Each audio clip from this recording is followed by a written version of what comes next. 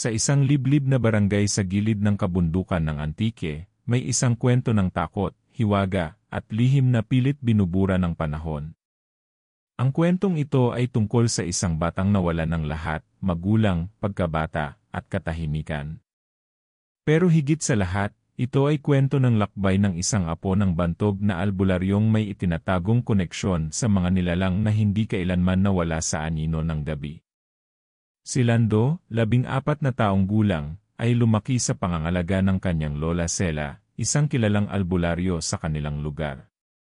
Hindi lang siya basta manggagamot ng karaniwang sakit, si Lola Sela ang kinikilala sa kanilang baryo bilang tagapamagitan ng mundo ng tao at mundo ng mga nilalang sa dilim. Mula pa noong bata pa si Lando, nasanay na siyang makakita ng kakaiba sa paligid, mga matang sumusulyap sa dilim, mga aninong dumadaan sa ilalim ng buwan, at mga bulong na tila galing sa kawalan. Ngunit hindi siya natakot dahil sa tabi niya palagi ang kanyang lola. Ngunit isang gabi ng tag-ulan, lahat ay nagbago. Isang malakas na kulog ang yumanig sa paligid, at pagdakay sumunod ang isang sigaw mula sa silid ni Lola Sela. Wala siyang inabutang katawan.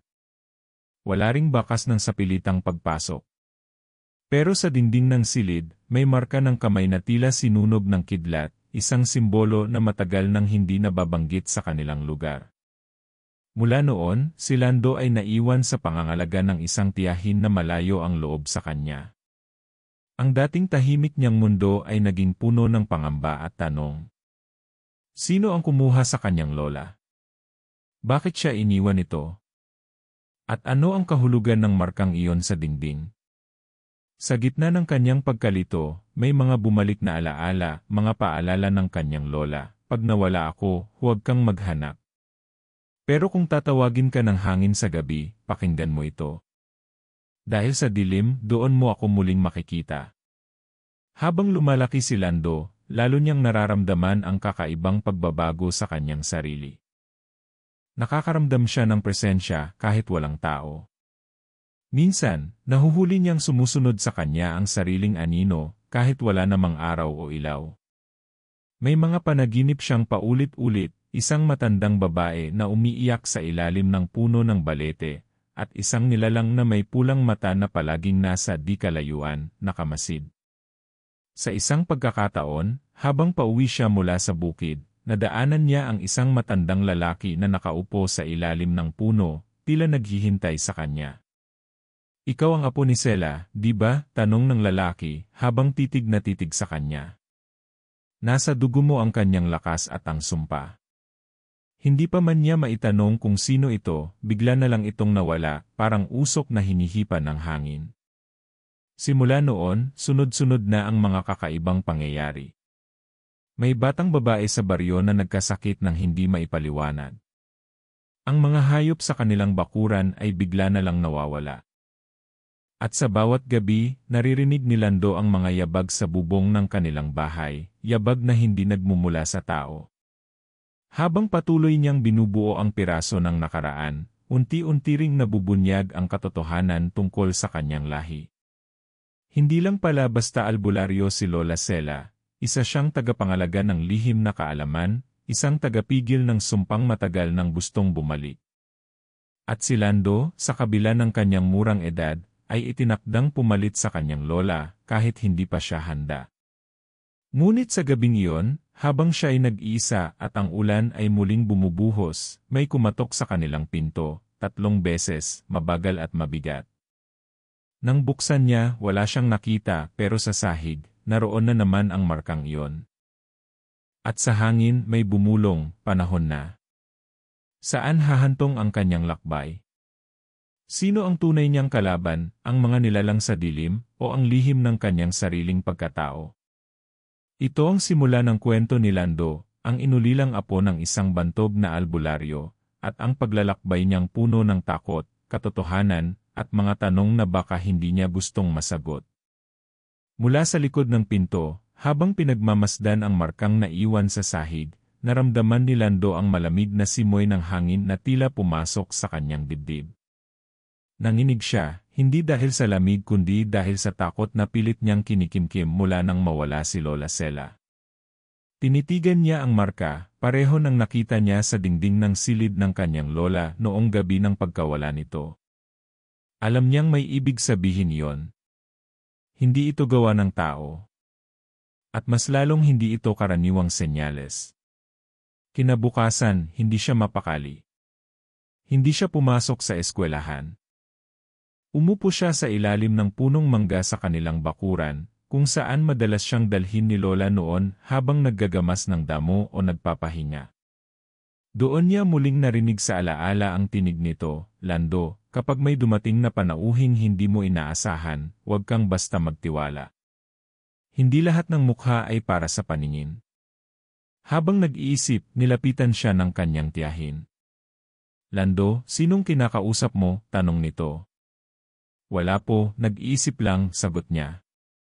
Napansin niyang parang may kung anong pagkailang ang tiyahin sa kanya nitong mga huling araw. Madalas na siyang hindi kinikibo, at kung minsan, napapansin niyang palihim siyang pinagmamasdan habang natutulog. Gabi na naman. At sa tuwing sumasapit ang dilim, mas lalong lumalakas ang kabog ng dibdib ni Lando. Hindi siya makatulog ng maayos. Laging may mga aninong gumagalaw sa sulok ng kanyang paningin. Minsan, pakiramdam niya may gumagapang sa ilalim ng kanyang kama. Ngunit pag sinisilip niya, wala. Hangin lang. Pero isang gabi, nakarinig siya ng boses. Hindi ito pamilyar. Mababa, paos, at tila may hinanakit, "Ikaw ang susunod. Hindi mo na ito matatakasan." Kinabukasan, pinuntahan niya ang matandang si Mang Hugo, isa sa matagal nang naninirahan sa baryo, at isa sa mga kilala ring alagad ni Lola Sela. Kakaiba si Mang Hugo. Tahimik, madalas ay tulala, pero minsan ay napapansin nilang may sinasabi itong mga salitang wala namang kahulugan. Nang makita siya ng matanda, bigla itong napahinto at napatingin sa kanyang mga mata. "Dumating na sila, ano?" bulong nito. "Nagsimula na ang pagbabalik. Hindi ka naligtas dito, iho." Hindi siya nakapagsalita agad. "Anong pagbabalik ho?" tanong niya. Umiling lang ang matanda. "Ang dugo ni Sela, hindi basta dugo. Ang lahi ninyo ay may kasaysayan na nilimot ng marami. Pero ang gabi ay hindi nakakalimot." Hinawakan siya ni Mang Hugo sa balikat. "Kung ano man ang mangyari, huwag mong hayaan na maputol ang tanikala. Dahil pag naputol yon, tuluyan ka na nilang kukunin." Hindi niya naintindihan ang ibig sabihin nito, pero ramdam niyang hindi ito basta kwento lang. Sa kanyang pagbabalik sa bahay, dumaan siya sa lumang likuan ng baryo, isang lugar na matagal nang hindi dinaraanan ng kahit sino. Dito niya nakita ang isang bahay na halos matabunan na ng mga damo at puno. Napukaw ang kanyang atensyon dahil tila may kung anong humila sa kanya para lapitan ito. Sa likod ng bahay, may maliit na silid na halos wasak na ang pinto. At sa loob nito, may altar na puno ng alikabok at mga lumang larawan. Isa roon ang larawan ni Lola Sela, ngunit mas bata ito. Katabi niya ang isang lalaki na hindi niya kilala, matangkad, madilim ang tingin, at may kakaibang itim na marka sa leeg. May lumang aklat sa tabi ng altar. Nang hawakan niya ito, bigla siyang nakaramdam ng init sa kanyang palad. Para bang nabuhay ang libro sa kanyang haplos. Nang buksan niya ito, nakasulat sa wikang hindi niya lubos na nauunawaan, halo ng lumang baybayin at ibang simbolo. Pero sa isang pahina, malinaw ang nakasulat, "Pag namulat ka sa gabi, hindi mo na kayang kumurap sa liwanag." Sa likod ng pinto ng silid may tunog. Mabagal. Para bang may naglalakad sa mga tuyong dahon. Napalingon siya, at sa di kalayuan ay may aninong dumaan, mabilis, pero sapat para makita niyang hindi ito tao. Parang hayop, pero may tindig ng isang nilalang na kayang magsalita. Napakapit siya sa libro at dali-daling umalis.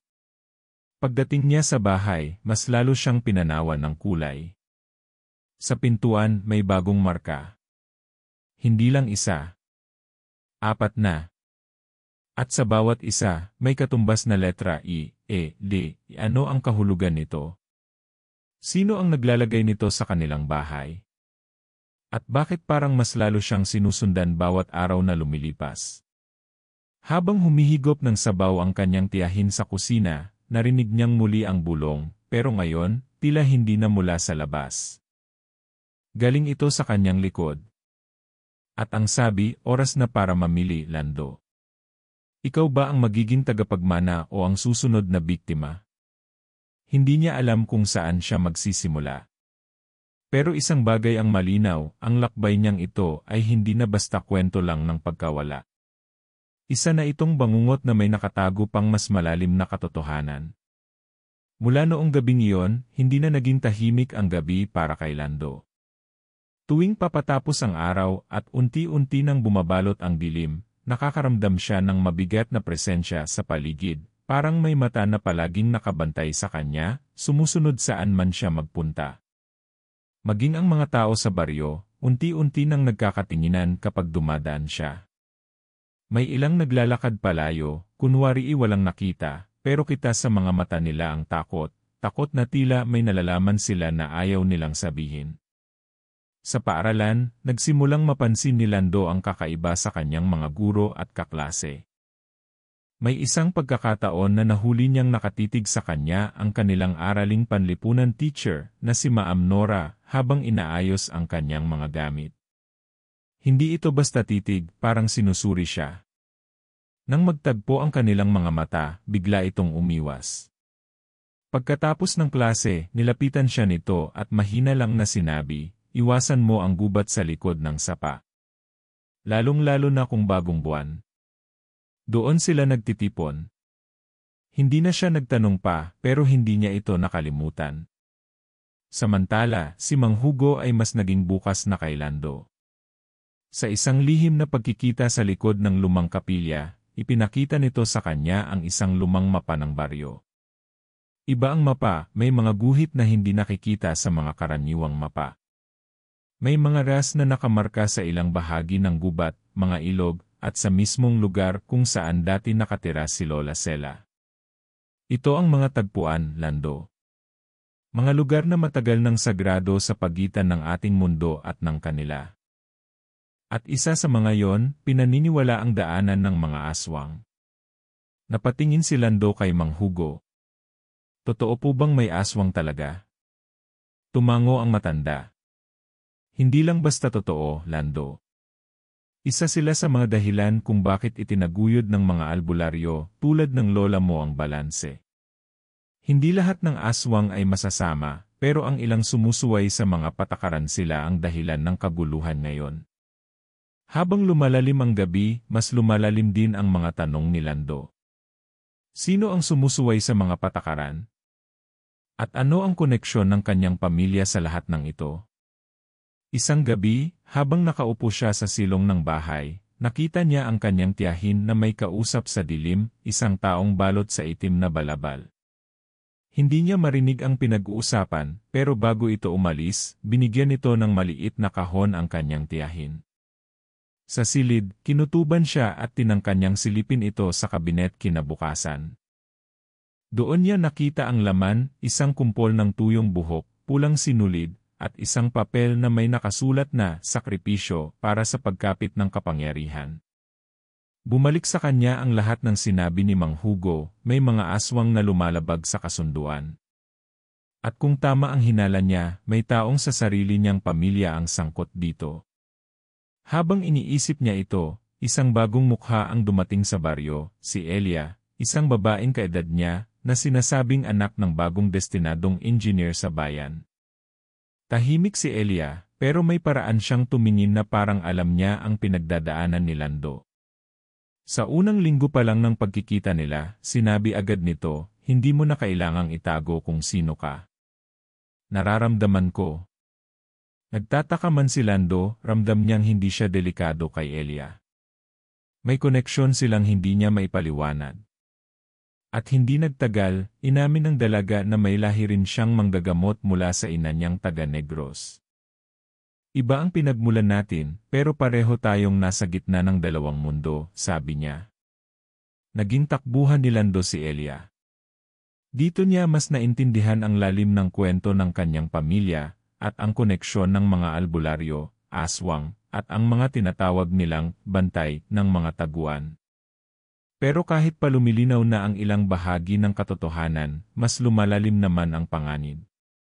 Isang gabi, nawala ang alagang kambing ng kanilang kapitbahay. Natagpuan ito kinabukasan, walang laman ang katawan at tila piniga ang dugo. Muling nabuhay ang takot sa baryo. Marami ang nagsimulang magbantay sa gabi. May mga naglagay na ng bawang sa mga bintana at asin sa pintuan. May ilan na nagsasabi ring nakita nilang may lumilipad sa langit, malaking nilalang na may mahahabang pakpak at tila may buntot. Alam ni Lando na hindi na ito basta kwento lang ng matatanda. Isa na itong sigalot na unti-unting sumisira sa tahimik nilang baryo. At kung hindi siya kikilos, kung hindi niya haharapin ang katotohanan tungkol sa kanyang lahi at sa tungkuling iniwan sa kanya ng kanyang lola, baka siya ang maging susunod na pangalan sa listahan ng mga nawawala sa dilim. Lumipas ang mga araw na tila palaging may nakasunod kay Lando. Hindi na siya makatulog ng mahimbing. Tuwing pinipikit niya ang mga mata, nakikita niya ang pulang mata sa dilim, nakatitig, naghihintay.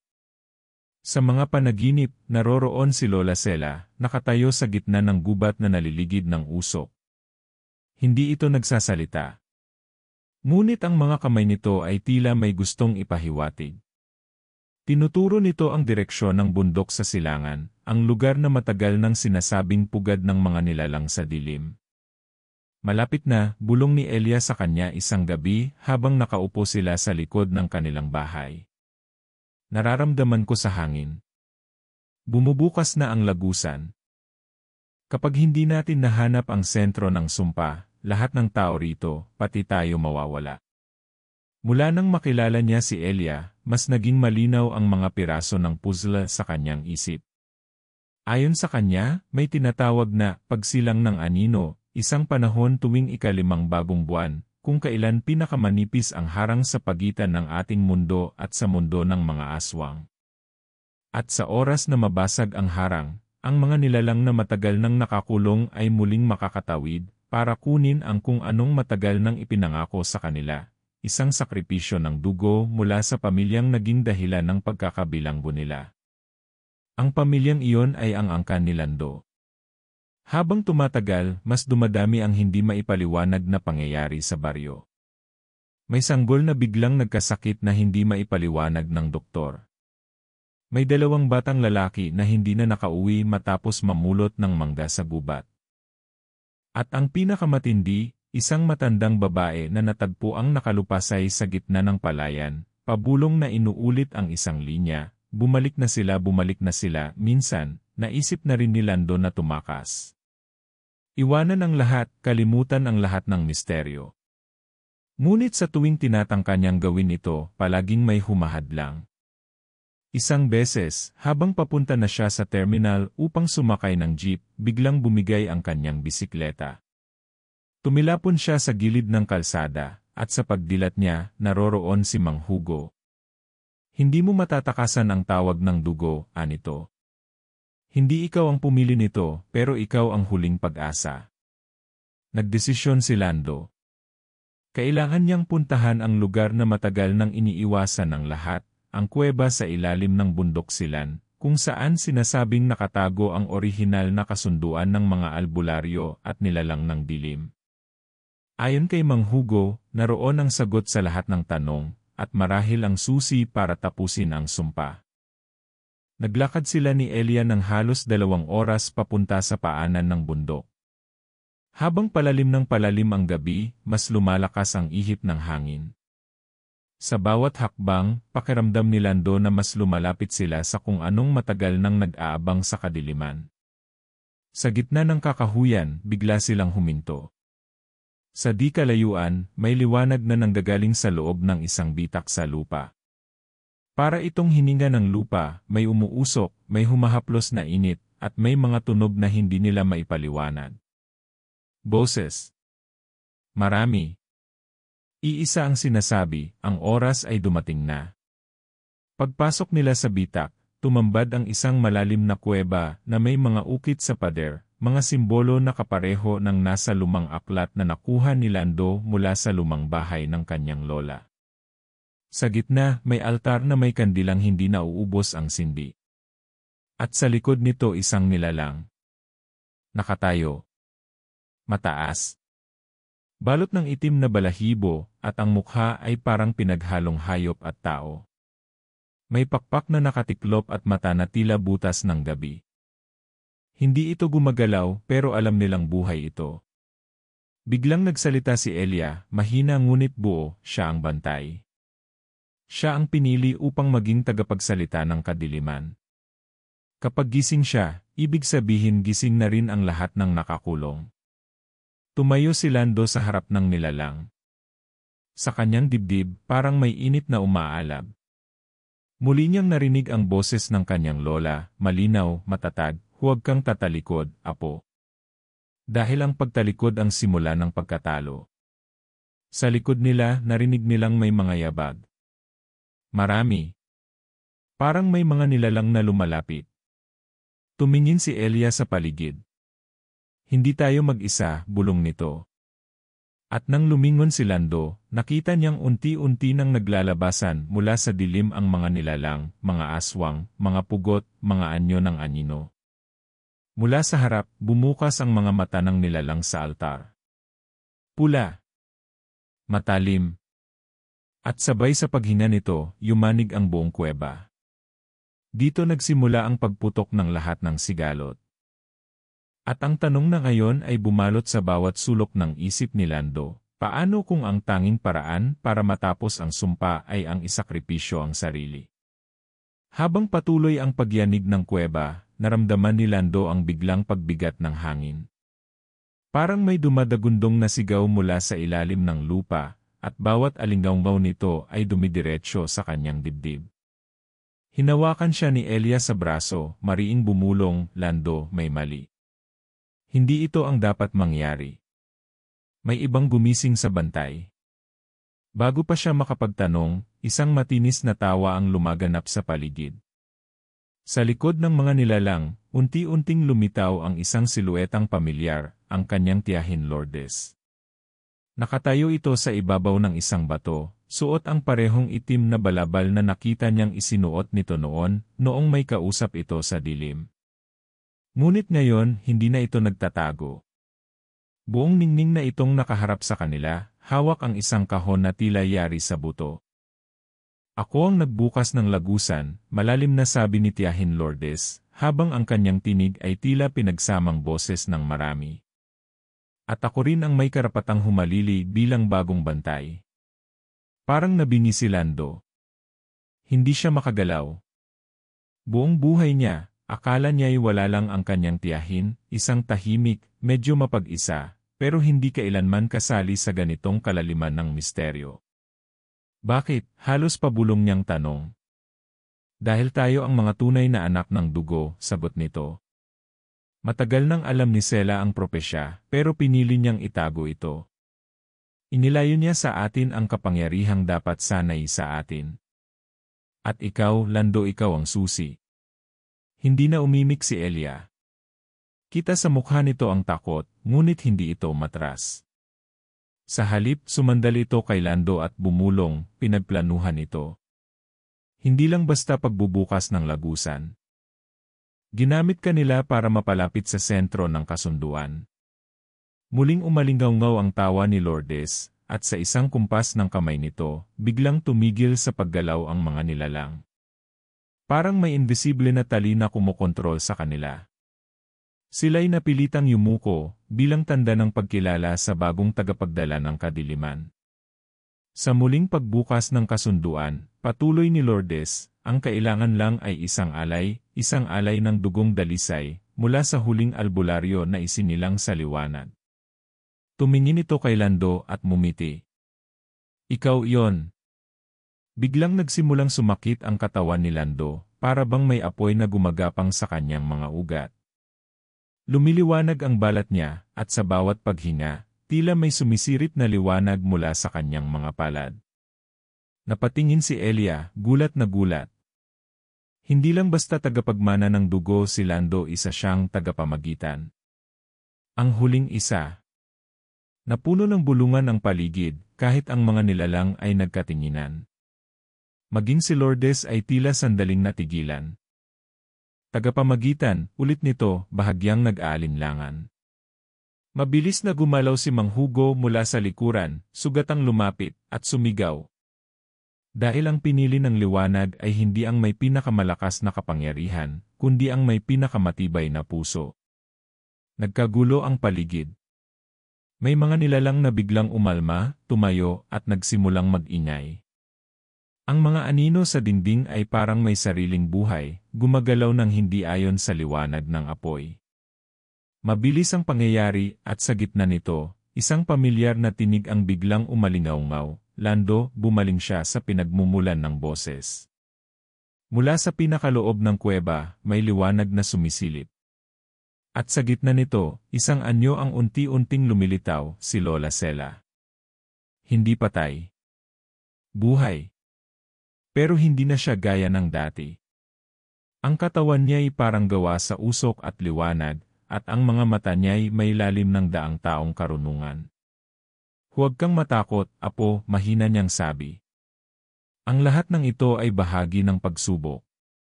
Pero hindi mo kailangang isakripisyo ang sarili. Nanginginig si Lando. Pero ako raw ang susi.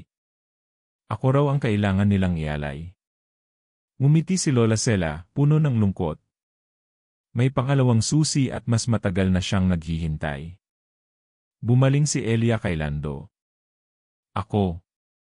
Halos mamilog ang mata ni Lando. Anong ibig mong sabihin? Lando, sabi ni Elia, ako ang anak ng kasunduan. Ako ang sinakripisyong hindi natuloy noon. Ako ang dahilan kung bakit muling bumuka ang lagusan ngayon. At kung pipiliin ko, maaari ko itong isara o buksan ng tuluyan. Sa sandaling iyon, napagtanto ni Lando na hindi lamang dugo ang tumatakbo sa ugat ng bawat isa sa kanila. May kasaysayan, may sakripisyo, at higit sa lahat may kapangyarihang kailangang piliin kung saan gagamitin.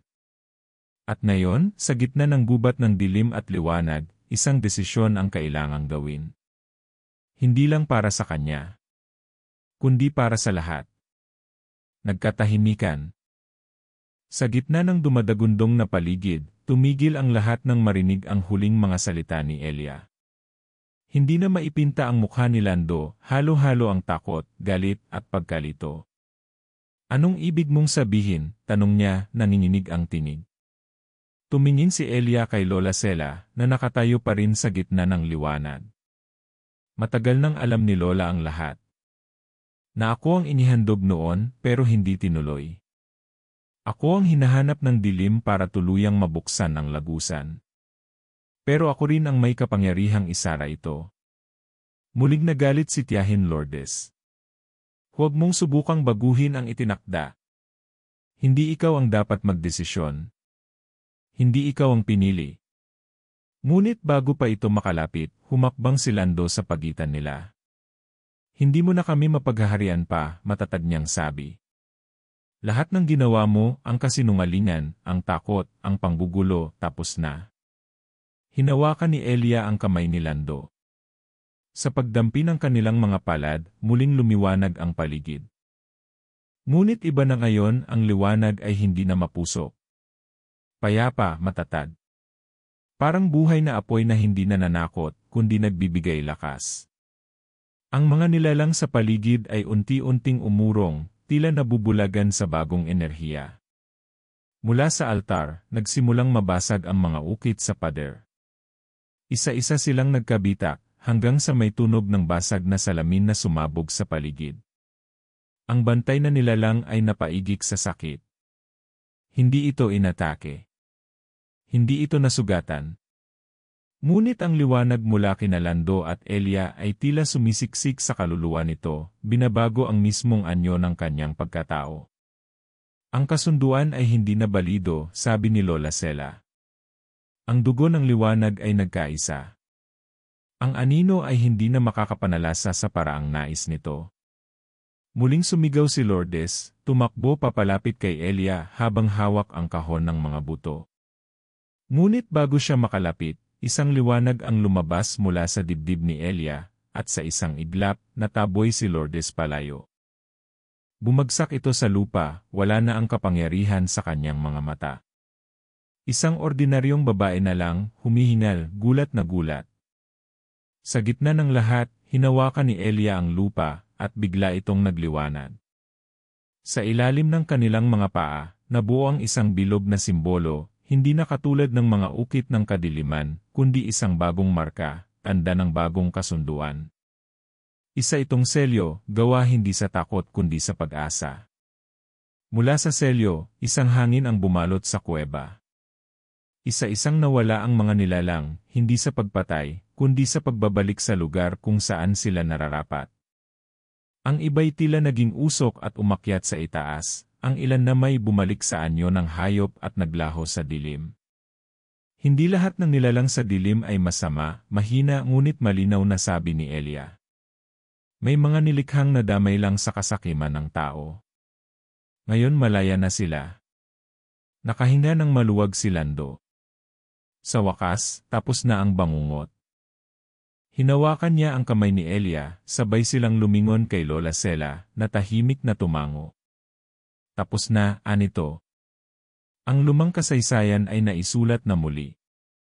Lumabas silang tatlo mula sa kuweba, habang ang langit ay unti-unting nagliliwanag. Ang unang sikat ng araw ay tila sinadya para sa kanila. Ngunit bago pa man sila tuluyang makalayo sa bundok, huminto si Lando. May narinig siyang tila bulong, malalim, mahina, ngunit pamilyar. Hindi pa tapos ang lahat, apok nilingon niya ang kuweba, ngunit wala na itong liwanag. Sarado na ang lagusan. Ngunit ang tinig ay nananatili sa kanyang isipan. Tumingin siya kay Elia. Narinig mo yon? Tumango ito, bagamat hindi na ito nagsalita. Sa kanilang mga mata, pareho silang may naintindihan na may bahagi pa ng kasunduan na hindi nabubunyag. Sa pag-uwi nila sa baryo, tila bumalik na sa normal ang lahat.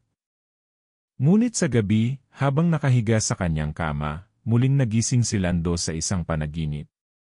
Hindi na ito bangungot kundi isang pangitain. Sa panaginip, naroon siya sa isang lumang bahay sa gitna ng ulan. May batang babae sa sulok na nakatingin sa kanya, hawak ang parehong kahon ng buto na dati hawak ni Lourdes. Nang lapitan niya ito, umiti ang bata. Ako naman ang susunod na pabalikwa si Lando. Basang-basa siya ng pawis at ang kahon naroon sa kanyang paanan.